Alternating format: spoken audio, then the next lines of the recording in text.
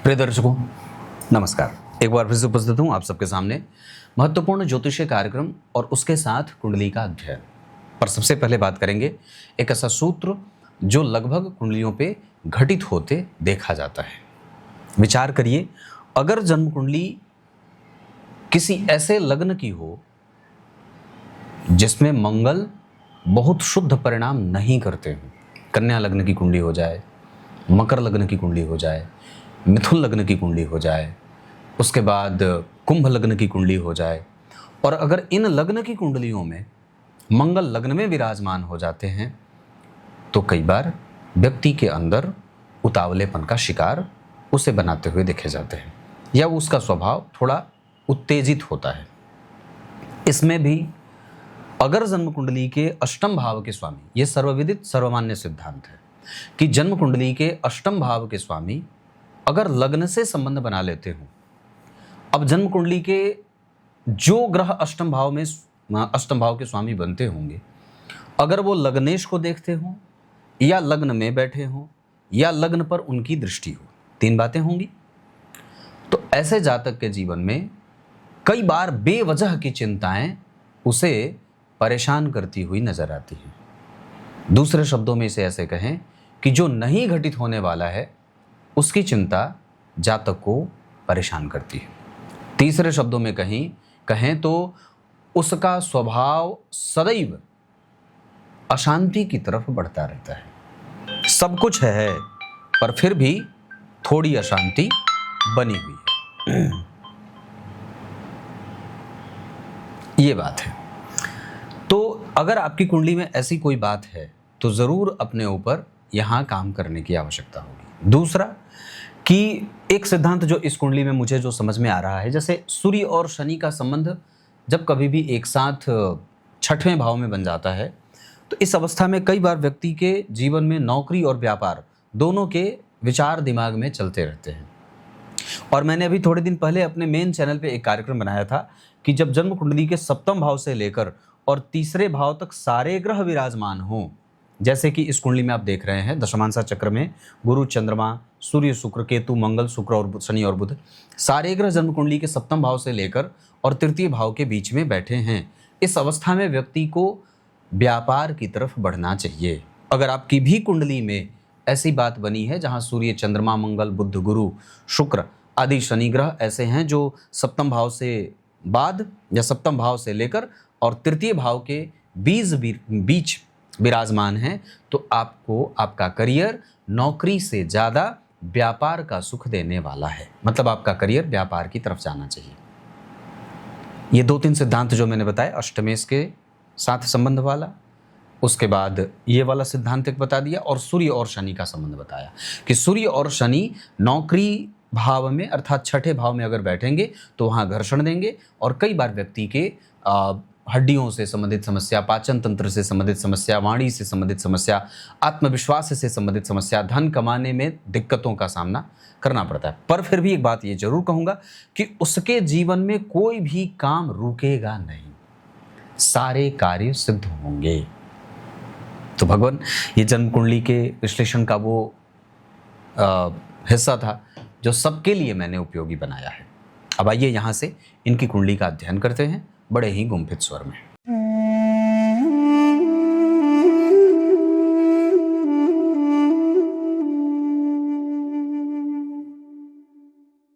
सबसे पहले बात करेंगे, जन्म हुआ है फाल्गुन माह में। जो लोग फाल्गुन माह में जन्मे होते हैं वो प्रेमी किस्म के होते हैं, और मंगलवार कृष्ण पक्ष की प्रतिपदा तिथि, उत्तरायण, शिशिर ऋतु पे शनि का प्रभाव है। इस वजह से काम या जीवन की जो गति होती है वो थोड़ी विलंब से या थोड़े बहुत असफलताओं के साथ आगे बढ़ती है।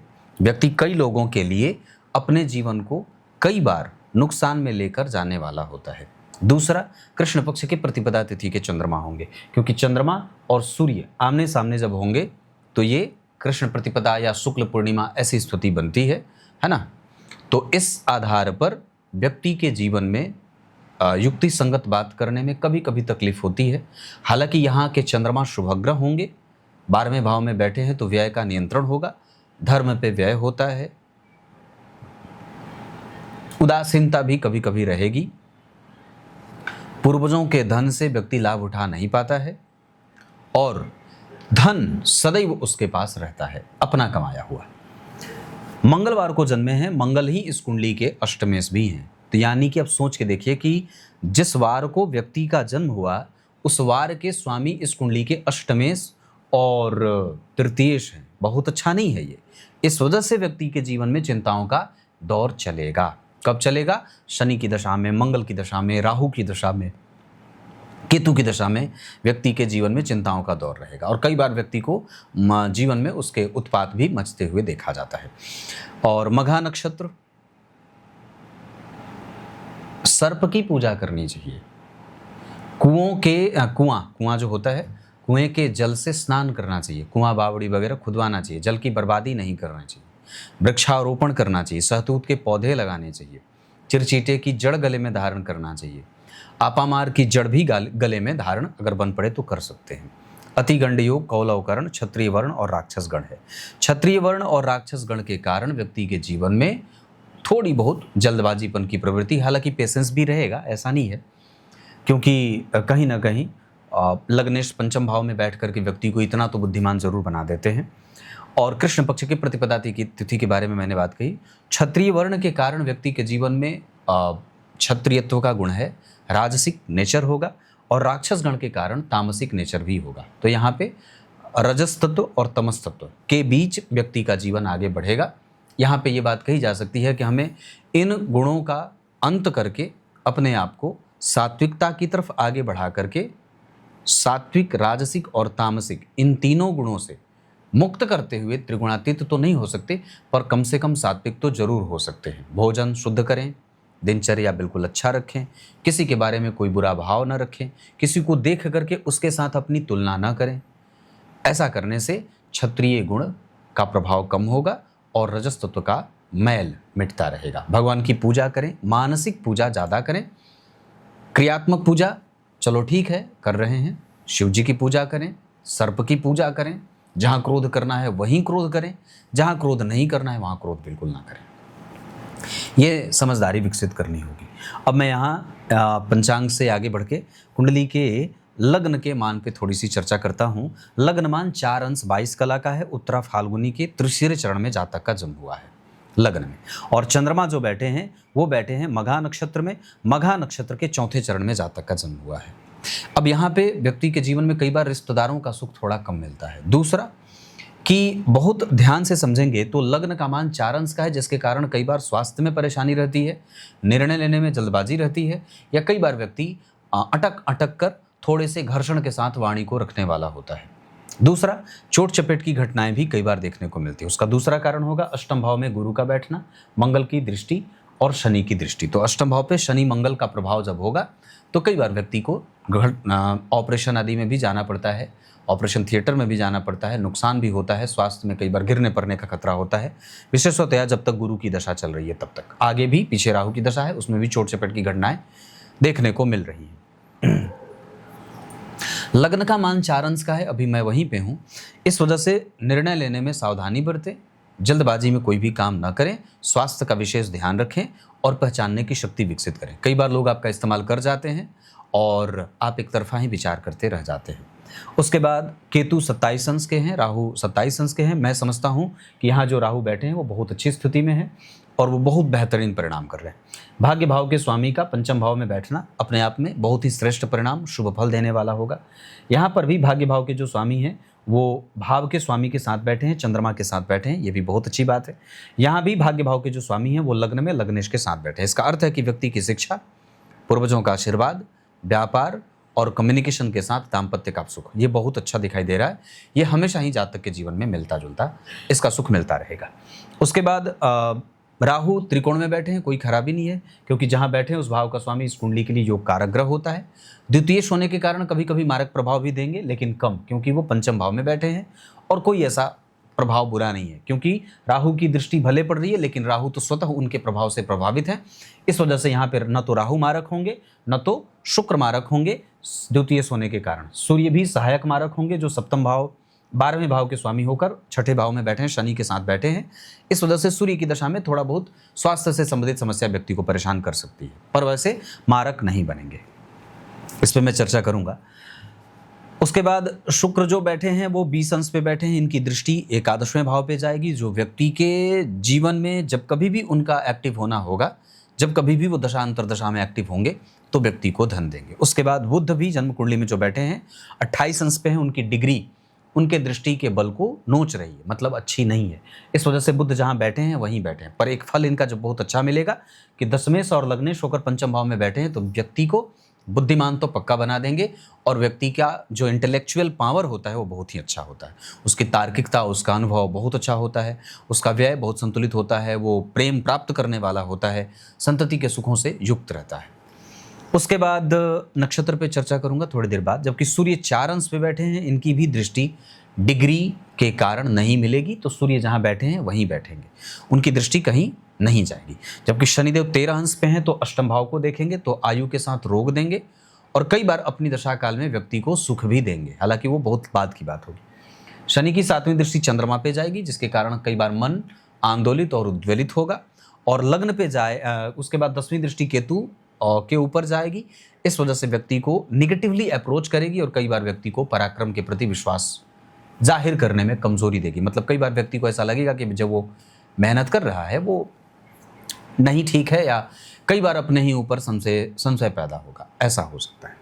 जबकि गुरुदेव 25 अंश पे बैठे हैं, यहाँ उनकी दृष्टि चंद्रमा को प्रभावित करेगी बहुत अच्छे तौर पे, जहाँ व्यय संतुलित होगा, द्वितीय भाव पे वाणी संतुलित हो, व्यापार संतुलित हो, चतुर्थ स्थान पे अपने ही भाव को देख रहे हैं, तो धन और संपदा आदि में व्यक्ति को जीवन में कोई कष्ट कभी भी नहीं होता है।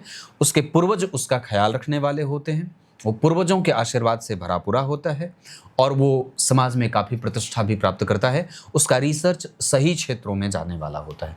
कभी कभी उसके पराक्रम का परिणाम भले ही उसके मन और बुद्धि को भटका रहा हो, लेकिन फिर भी यहाँ जातक का प्रोग्रेस 100% बहुत अच्छा है।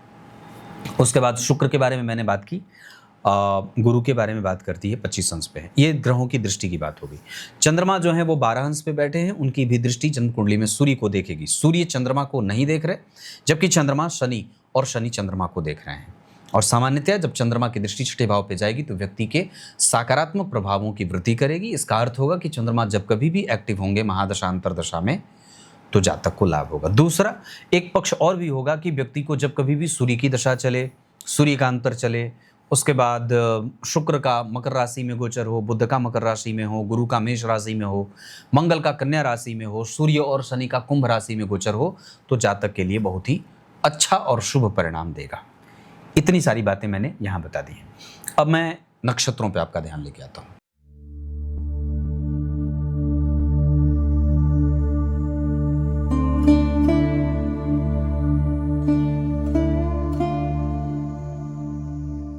नक्षत्र की चर्चा अगर करेंगे तो सबसे पहले बात करिए चंद्रमा मघा के हैं, जो व्यक्ति को आरंभ में थोड़ा बहुत कंफ्यूजन में रखते हैं, या कई बार ऐसा हो सकता है कि व्यक्ति को निर्णय लेने में दिक्कत हो। या तीसरा पक्ष ये निकलता है कि व्यक्ति का इस्तेमाल तो लोग कर लेते हैं, पर वो लोगों का और परिस्थिति का इस्तेमाल नहीं कर पाता।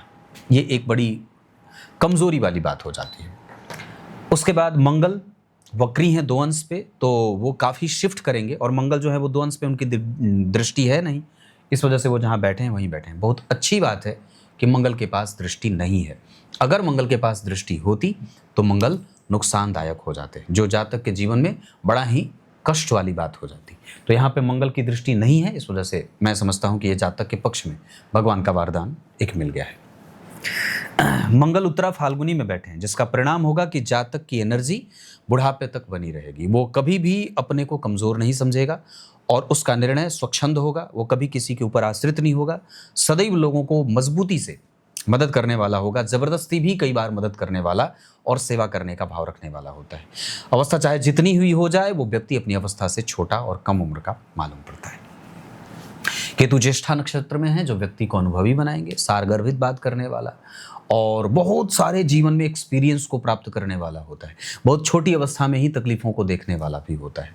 स्वयं के बल पे, स्वयं के पराक्रम से व्यक्ति को धन कमाना पड़ता है, वो उसे किसी के द्वारा मिलता नहीं है। पूर्वजों का आशीर्वाद और पैतृक संपत्ति जरूर होगी। उसके बाद शुक्र जो है वो श्रवण नक्षत्र में बैठे हैं, जो व्यक्ति को इमोशनल अटैचमेंट देते हैं, समाज से, लोगों से, पत्नी से, पति से प्रेम देते हैं और बच्चों का प्रेम मिलता है। यहाँ व्यक्ति का रिकग्निशन बहुत अच्छा होता है और वो गंभीर क्षेत्रों में काम करते हुए भी देखा जाता है। इसके साथ उसका प्रेम सबके लिए बराबर होता है, ये बड़ी गहरी बात है। बुध जन्म कुंडली में धनिष्ठा नक्षत्र में है, क्रिएटिव बनाते हैं और व्यक्ति अपने बल पे, अपनी बुद्धि से, अपनी युक्ति लगा करके धन कमाने वाला होता है। उसको किसी के सहारे की कोई आवश्यकता उसको नहीं रहती है। वो चलो ठीक है तुम हमारे साथ नहीं हो पर हम अकेले ही अपनी मंजिल हासिल कर लेंगे, इस तरीके के सिद्धांत पे काम करने वाला होता है। उसके बाद सूर्य धनिष्ठा में है, जहाँ कई बार व्यक्ति को स्वास्थ्य से संबंधित समस्या देते हैं, पाचन तंत्र गड़बड़ होता है, दांतों से संबंधित समस्या होती है, हेडेक होता है, कई बार निद्रा की समस्या होती है, माता पिता के बीच क्लेश और कलह बनता है, धन कमाने में कई बार व्यक्ति को कष्ट होता है, ये सूर्य के कारण होता है। जबकि शनिदेव शतभिखा में बैठे हैं, जहाँ व्यक्ति के जीवन में संघर्ष देखा जाता है और कई बार मिला जुला परिणाम देते हैं। हालांकि नौकरी में जो बल मिला वो शनि के कारण मिला, नौकरी जो मिली वो सूर्य के कारण मिली, लेकिन अगर व्यक्ति व्यापार करेगा तो यहाँ की ग्रह स्थिति के कारण करेगा, है ना। ज़्यादा सुख कहाँ है? व्यापार में, और चुनौतियों का सामना नौकरी में करना पड़ेगा। गुरु भरणी नक्षत्र में है, यह व्यक्ति किसी दूसरे के लिए भाग्यशाली साबित हो जाता है, पर लोग उसका विश्वास नहीं करते और कई बार व्यक्ति का जीवन जो होता है वो एकांत में, अकेलेपन में बीतता है। हालांकि गुरु की दशा अगर बुढ़ापे में आ जाए तो इसे बड़ा ही शुद्ध परिणाम देते हुए देखा जाता है, या गुरु की दशा में अगर व्यक्ति की मृत्यु हो जाए तो बहुत ही अच्छी बात करते हैं। इस दशा में व्यक्ति को बैंगन का सेवन नहीं करना चाहिए। राहु जन्म कुंडली में मृगशिरा में है, गड़बड़ छाला करना, गड़बड़ कुछ उल्टे पुल्टे काम भी कर देना अपने जीवन में, पद का गलत इस्तेमाल भी कर देना। हालांकि ये कुंडली कन्या लग्न की है, तो जिसपे कई बार व्यक्ति एक ही चीज़ को बार बार कर रहा है या बार बार एक ही गलती रिपीट कर रहा है, बार बार अपनी ही गलती से सीख रहा है, ये भी चीज़ें होती हुई नजर आ रही हैं। इतना सारा नौमांस चक्र को समझते हैं। लग्न कुंडली के 6वें भाव के स्वामी यहाँ के लग्नेश बन गए। लग्नेश होकर के 12वें भाव में शनि मंगल, ये शारीरिक सुखों को कमजोर करते हैं, होने के बावजूद भी कई बार शारीरिक सुख में व्यक्ति को कमजोर होते देखा जाता है। बुध और राहु का संबंध, ससुराल से संबंध अच्छा रहता है। गुरु और सूर्य सैद्धांतिक दाम्पत्य मिलता है। शुक्र और चंद्रमा विवाह की सुरक्षा कर रहे हैं। जबकि दशमांसा चक्र में लग्न कुंडली के 10वें भाव के स्वामी यहाँ के लग्नेश बन रहे हैं। शनि और बुध का लग्न में बैठना बहुत अच्छा होगा, क्योंकि भाग्येश लग्न में लग्नेश के साथ बैठ रहे हैं। जबकि सूर्य त्रिकोण 3य भाव के स्वामी होकर 10वें स्थान में उच्च के शुक्र के साथ बैठ करके व्यक्ति के पद और प्रतिष्ठा के दाता बन रहे हैं। इसके साथ 11वें भाव में जो मंगल की राशि में केतु बैठे हैं, जो अपने मित्र की राशि में, जहाँ के स्वामी मंगल धन भाव में जा रहे हैं, अपने भाव से दूसरे घर में गए हैं, तो व्यक्ति को कई बार धन कमाने के लिए दूर जाना पड़ता है। हालांकि वो जहाँ रहता है वहाँ का बन के रह जाता है। मैं यहाँ पे ये कहूँगा कि व्यक्ति का जो विकास है वो उसके घर के आसपास है, कहीं जाने की कोई आवश्यकता नहीं है। अगर कभी वक्त पे आप गए भी होंगे फिर भी आप कोशिश करेंगे कि आप अपने घर की तरफ लौटें। राहु का 5वें भाव में बैठना और पंचमेश का 10वें स्थान में बैठना, ये बहुत अच्छी बात होगी। यहाँ भी 10वें भाव के स्वामी पंचम में हैं, यहाँ भी 10वें भाव के स्वामी जो हैं वो उच्च के हैं। यहाँ भी 10वें भाव में एक उच्च का ग्रह बैठा है, 10वें स्वग्रही है। इसका अर्थ होगा कि इस कुंडली का करियर 2,00,000% बहुत ही ज़्यादा बेहतर है। हम उस पर कभी भी संदेह नहीं कर सकते, है ना, क्योंकि दशमांसा चक्र में सारे ग्रह इतने अच्छे बैठे हैं, इतने अच्छे बैठे हैं, स्वतंत्र हैं, कोई किसी पे आश्रित नहीं है। जैसे होता क्या है कि कई बार जब आप कुंडली अध्ययन करने चलते हैं तो आपको ये देखना होता है कि क्या कोई ग्रह किसी पे आश्रित है या क्या ग्रह एक दूसरे पे आश्रित हो रहे हैं।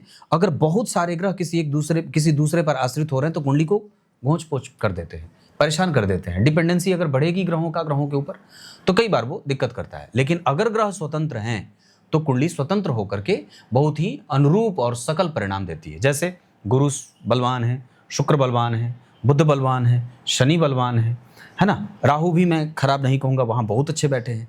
तो इस आधार पर इस कुंडली के लग्न, नवांश और दशमांसा चक्र का प्रभाव में, जिसमें दशमांसा चक्र बहुत अच्छा है। दूसरा, किसी भी व्यक्ति के जीवन में बहुत सारे क्षेत्र होते हैं। उसका दाम्पत्य एक क्षेत्र है, उसका स्वास्थ्य एक क्षेत्र है, उसका करियर एक क्षेत्र है, उसकी सामाजिक स्थिति एक क्षेत्र है, उसका पैतृक संपत्ति भी एक जीवन का क्षेत्र होता है। ये मल्टीपल सेक्टर हैं और जन्म कुंडली के जो 12 भाव है वो मल्टीपल सेक्टर ही तो हैं। तो उसमें से कौन सा क्षेत्र आपके जीवन का सबसे बेहतरीन है? तो उसमें कहते हैं कि जन्म कुंडली का 10वां भाव या जन्म कुंडली का दशमांसा अगर बहुत बेहतर बन रहा हो तो व्यक्ति का करियर वाला जो क्षेत्र है वो बहुत अच्छा है। दाम्पत्य वाले क्षेत्र में कभी कभी ये शनि मंगल परेशानी कर सकते हैं, केतु परेशान कर सकते हैं, गुरु और सूर्य जैसे सैद्धांतिक ग्रह बैठे हैं तो कभी कभी परेशानी कर सकते हैं। लेकिन इसका अर्थ ये नहीं कि वो गड़बड़ है, नॉर्मली ठीक है। लेकिन जब हम कंपेयर करते हैं कि लग्न, नवांश और दशमांसा में कौन सा चार्ट सबसे ज़्यादा बेहतर बना है तो वो दशमांशा वर्ग चार्ट बहुत बेहतर बने। और दशमांशा चक्र का जो सिद्धांत है वो यही कहता है कि व्यक्ति स्वतंत्र कारोबार करे तो ज़्यादा सुरक्षित होगा। हालांकि इस कुंडली में अभी 2033-34 तक बहुत अच्छी दशा चल रही है, जहां हमें बिल्कुल भी घबराने की कोई आवश्यकता नहीं है। स्वास्थ्य में प्रोस्टेट वगैरह की परेशानी हो सकती है, दांतों से संबंधित समस्या हो सकती है, और कई बार व्यक्ति को पाचन तंत्र में गड़बड़ी हो सकती है, इसका ध्यान रखना। शुगर वगैरह की समस्या भी कई बार हो सकती है। हालांकि व्यक्ति का कम्युनिकेशन और खुद के ऊपर विश्वास इस कुंडली को सबसे ज़्यादा बलवान बना रहे हैं। तो अब इतनी सारी बातें मैंने बताई हैं, इसको और भी थोड़ा मैं विस्तार करूंगा और कुंडली को समझने की कोशिश करते हैं कि विभिन्न भावों के स्वामी का अलग अलग घरों में बैठना क्या फल दे सकता है। सबसे पहले बात करते हैं लग्नेश का पंचम भाव में बैठना, राहु की दृष्टि लग्न पे और राहु की दृष्टि लग्नेश पर। तो थोड़ा बहुत भ्रम या कन्फ्यूजन या वक्त के हिसाब से परिणाम न मिलना, ये लग्नेश के कारण होगा, पर व्यक्ति की बुद्धिमत्ता और उसकी क्रिएटिविटी उसको सदैव आगे बढ़ने के लिए प्रेरित करती रहेगी। द्वितीय भाव के स्वामी का अपने भाव से 4 घर आगे मित्र की राशि में मित्रस्थ होकर के बैठना व्यक्ति का धन, संपदा, प्रभाव, बुद्धिमानी, क्रिएटिविटी, ज्ञान, गुण, सुख, अनुभव, ये सारा है। दाम्पत्य का प्रेम जो मिला, मित्रों का प्रेम जो मिला, आपकी वाणी में जो गंभीरता है और जो तर्क बल है, वो इसी शुक्र के कारण है। तृतीय भाव के स्वामी का लग्न में बैठना, लग्नेश का पंचम भाव में बैठना, तृतीय भाव के स्वामी के ऊपर राहु की दृष्टि और उसके ठीक पीछे चंद्रमा जैसे शुभ ग्रह का प्रभाव इस बात का संकेत करता है कि व्यक्ति मेहनती है या मेहनत करने पर विवश होना पड़ेगा। इसका अर्थ मैं ये कहूँगा कि व्यक्ति की कुंडली में जब तृतीय भाव के स्वामी लग्न में विराजमान होंगे, राहु से प्रभावित होंगे, तो व्यक्ति बहुत ज़्यादा मेहनती होगा और कई बार तो वो जिस विषय को अपना लेना चाहता है उसको कोई उससे छीन नहीं सकता है। चतुर्थ भाव के स्वामी का अपने भाव से 4 घर 5 घर आगे जाना, ये बहुत अच्छा होगा, पर ये कुहू योग होगा। इस वजह से कई बार व्यक्ति को पिता से मतभेद में जाना पड़ता है या कई बार पिता माता के सुखों से वंचित होना भी पड़ता है। नॉर्मली अगर वो हैं तो संबंधों में गड़बड़ हो, और अगर वो मान लीजिए मेरी फलादेश में ऐसी कोई बात आपको सत्य नहीं दिखाई दे रही है, मैंने कहा कि पिता से संबंध कमजोर हो सकते हैं, पिता माता की जल्दी ही मृत्यु हो जाती है, अगर ये दोनों बातें नहीं है तो इस वजह से नहीं होंगी, क्योंकि लग्नेश आपकी कुंडली के पंचम भाव में जो उसका प्रेम दे रहा है। तो जैसे एक ग्रह अगर जैसे नौमांस चक्र में लग्न के स्वामी स्वग्रही मंगल के साथ है जो जन्म कुंडली का दशमेश है, तो कई बार होता है कि व्यक्ति आरंभ में खूब बढ़िया धन कमाने की कोशिश करता है, विवाह के बाद वो बिल्कुल ही नैराश्य भाव में चला जाता है। यहाँ पे ऐसा नहीं होगा, विवाह के बाद और भी नियमितता बढ़ती है या बढ़ी है ना। इस कुंडली का केंद्र 3 घर खाली, त्रिकोण में 2 ग्रह यहां बैठे हैं और 1 ग्रह यहां बैठा जो नहीं, लेकिन अच्छी बात है कि नवम भाव के स्वामी पंचम में बैठे, इससे बढ़िया सिद्धांत और कुछ नहीं होता है। दूसरा, इस गुरु की दशा को और भी ज्यादा बेहतर स्थिति मिलेगी 2028 के अगस्त के बाद, क्योंकि कोई भी ग्रह जब महादशा में एक्टिव होता है और उसी का जब अंतर आता है तो थोड़ा बहुत सामान्य परिणाम में देखने को मिलता है, लेकिन जब जैसे ही दशा बदलेगी तो व्यक्ति के जीवन का लाभ और स्वास्थ्य का जो उत्तम पक्ष है वो और भी ज़्यादा जातक को देखने को मिलेगा। विभिन्न वर्ग चार्ट के आधार पर अगर बात करते हैं तो अरिष्ट चक्र में हमें चंद्रमा और शनि का जो प्रभाव है वो थोड़ा कमज़ोर दिखाई दे रहा है। मतलब जब कभी भी चंद्रमा का अंतर आए या शनि का अंतर आए तो हमें स्वास्थ्य पर विशेष ध्यान देना होगा। इसके अतिरिक्त गुरु की दशा में बुध या गुरु की दशा में राहु और केतु ये भी अगर एक्टिव हो रहे हों तो हमें अपने स्वास्थ्य का ध्यान देना होगा। इतनी सारी बातें। एक पक्ष और भी कहूँगा, जैसे पंचम भाव में जो शुक्र और बुध बैठे थे, इन्होंने बहुत सारा पक्ष जातक के निर्णयों को उसके पक्ष में करने का काम किया है, जबकि लग्न में मंगल बेवजह की चिंताएं देते हुए दिखे हैं। उसके बाद चतुर्थ भाव के स्वामी का अष्टम भाव में जाना, ये भी कहीं ना कहीं थोड़ी बहुत मानसिक रूप से व्यक्ति को परेशान करने का कारण बना है। लेकिन मैं एक बात बहुत ही सावधानी से कहूं कि जो दशमांशा चक्र बना है वो ज़्यादा बेहतर और बहुत ही संतुलित बना हुआ है, इसको आप नकार नहीं सकते। दिन के हिसाब से अगर बात करते हैं तो इस कुंडली में बुधवार और शुक्रवार का दिन बहुत अच्छा है। मकर और वृष राशियां अच्छी हैं। चंद्रमा मघा के हैं, मघा नक्षत्र में निश्चित रूप से दान करना चाहिए। पूर्णिमा का व्रत किया जा सकता है। सूर्य को अर्घ जरूर देना चाहिए। एकादशी आवश्यक रूप से करें। उसके बाद मकर और वृष राशियाँ मैंने कही अच्छी हैं। और अभी के हिसाब से अगर बात करते हैं तो इतना सारा रामचरितमानस का नित्य पाठ एक बार करना चाहिए। गुरु की दशा में जब केतु आएंगे तो थोड़ी मानसिक तनाव देंगे, और गुरु में शुक्र, गुरु में सूर्य, गुरु में चंद्रमा, ये सब ठीक जाएंगे। पर वापस जब गुरु में मंगल आएंगे और गुरु में राहु आएंगे, जो बहुत बाद की दशा होगी, गुरु का अंतिम चरण होगा, उस समय हमें परेशान होते हुए देखा जा सकता है। एक पक्ष जो मारक वाली जो बात मैंने बीच में छोड़ी थी उसको मैं बता दूं। सप्तम भाव के स्वामी होकर अष्टम भाव में बैठना और शनि से दृष्ट होना, मंगल जैसे अष्टम भाव के स्वामी से दृष्ट होने के कारण इस कुंडली में प्रधान मारक ग्रह गुरु बनेंगे। वो ध्यान से समझिएगा, जो कि चतुर्थ और सप्तम भाव के स्वामी हैं, वो अगर सप्तम में बैठे होते तो उन्हें मारक दोष 75% लगता, लेकिन अष्टम में आ गए तो उन्हें 100% मारक दोष लगेगा। दूसरा, जन्म कुंडली के द्वितीय होकर के मारक होने के कारण यहाँ पे द्वितीय भाव के स्वामी होकर के शनि मंगल के प्रभाव में नहीं है, इस वजह से शुक्रदेव यहाँ मारक नहीं होंगे।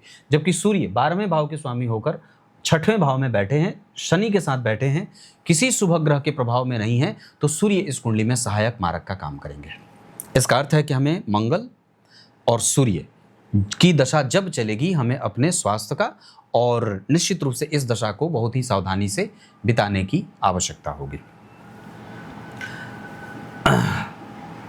नक्षत्र वाले बड़े समझदार होते हैं और वो कई बार, और कन्या राशि वाले जो लग्न वाले होते हैं उनमें एक चीज़ देखने को मिलता है कि वो बार बार अपनी गलती दोहराते रहते हैं। तो ऐसा नहीं हो, आप बार बार अपनी गलती को स्वीकार करिए और उसे दोबारा न हो इसको कंठाग्र करिए। सामान्यतः इस कुंडली का पक्ष खराब नहीं है, अच्छा है। दिन के हिसाब से मैंने बात की। नक्षत्र अगर बात करें तो श्रवण बहुत अच्छा है, मृगशीरा बहुत अच्छा है, भरणी बहुत अच्छा है, उत्तरा फाल्गुनी बहुत अच्छा है, अनुराधा बहुत अच्छा है, पुष्य बहुत अच्छा है। इन सभी नक्षत्रों में आप जो कोई भी काम करना चाहते हैं कर सकते हैं, पर यह कुंडली किसी को पैसा नहीं दे सकती। इस कुंडली के पैसे अटकने का खतरा निश्चित रूप से दिखाई दे रहा है।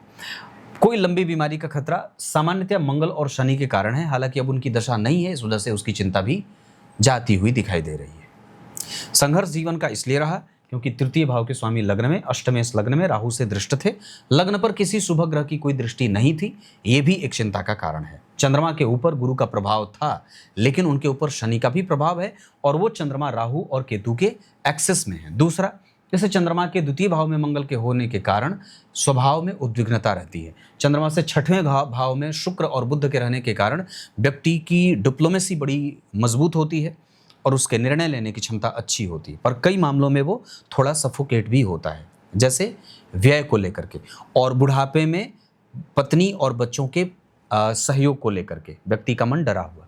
चंद्रमा के 7वें घर में शनि का बैठना आलस्य और नेगेटिव थॉट देते हैं, जबकि चंद्रमा से 7वें घर में सूर्य का होना कई बार यहाँ व्यक्ति को युक्ति संगत बात करने में दिक्कत होती है या उसकी वाणी को कई बार प्रभावित करते हैं। उसी चंद्रमा से 9 घर आगे गुरु का बैठना धार्मिक क्षेत्रों में निवास करना, धर्म का पालन करना और दान पुण्य पूजा पाठ में विश्वास रखना, गुरु मंत्र का जापक ऐसा बनाते हैं। चंद्रमा से 10वें स्थान में राहु का होना व्यक्ति को फोकस के साथ काम करने वाला और मजबूत निर्णय लेने वाला, रिस्क लेकर आगे बढ़ने वाला बना देते हैं। क्लियर है? ये इतनी सारी बातें हैं। लग्न कुंडली का जो आत्मकारक ग्रह है वो कुंडली में बने हुए हैं बुध, जो जन्म कुंडली के लग्नेश हैं। ये इस कुंडली की सबसे अच्छी बात है कि लग्नेश ही बुध हैं और लग्नेश ही आत्मकारक भी हो गए। नवमांश चक्र में अपनी राशि में जाना और स्वग्रही राहु के साथ बैठना, ये बहुत ही ज़्यादा डीप थॉट को दिखाता है, एनालिटिकल व्यू को दिखाता है। और उनके ठीक एकादशवें घर में शुक्र और चंद्रमा का सुरक्षा बल मिलना, ये बहुत उत्तम पक्ष की बात होगी। यहाँ पे गुरु का मेष राशि में बैठना, यहाँ वृश्चिक में जाना, लेकिन लाभेश होकर केंद्र में आकर चतुर्थ को देखना, ये भी अच्छी बात है, जो व्यक्ति को निश्चित रूप से धन तो दे ही जाते हैं। क्लियर है? तो अभी जो हमें गुरु की दशा जो मिली है, इसमें हम पुखराज धारण कर सकते हैं। पूर्णिमा, एकादशी, चतुर्थी में से कोई भी आप व्रत चाहें कर सकते हैं। पीपल के वृक्ष की परिक्रमा, पीपल के वृक्ष की सफाई, नदियों की सफाई, जल की बर्बादी न करना, कुआं बावड़ी वगैरह खुदवा देना, ये सब काम आप कर सकते हैं। घर की सफाई करिए, नींद अच्छी लीजिए, सूर्य को अर्घ दीजिए, उत्तेजित ना होइए, शांत होकर के जीवन को बिताने की आवश्यकता है। बहुत ज़्यादा गुरु की दशा में उलूल जुलूल के विषयों में अपना ध्यान नहीं लेके जाना है। क्लियर है? मुझे लगता है पूरा है। कुछ और भी होगा तो आपसे मैं बता दूंगा, कोई चिंतित होने वाली बात नहीं है। तब तक के लिए इजाज़त दीजिए, कल एक बार फिर से उपस्थित होंगे। बहुत बहुत नमस्कार।